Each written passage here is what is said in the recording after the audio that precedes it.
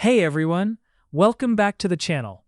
In this video, I'll show you how to add a custom photo to your Samsung keyboard. Let's get started. First, open the Google Play Store on your Samsung phone.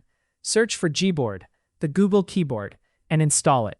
Once it's installed, tap Open. Now, tap Enable in Settings and turn on Gboard. Tap OK to confirm. Next, tap Select Input Method and choose Gboard as your default keyboard. Now, open the Settings app. Scroll down and tap General Management. Select Gboard Settings. Next, tap Theme. Under My Themes, tap the plus button. Choose a photo from your gallery that you'd like to use as your keyboard background. Adjust the photo by cropping it if needed. Then tap Next. Adjust the background brightness so the keys remain easy to see. Tap Done. If you want, enable keyboarders to make the keys more visible. Finally, tap Apply. Now open any app that uses the keyboard, and you'll see your custom photo as the keyboard background. And that's it. That's how you can add a photo to your Samsung keyboard.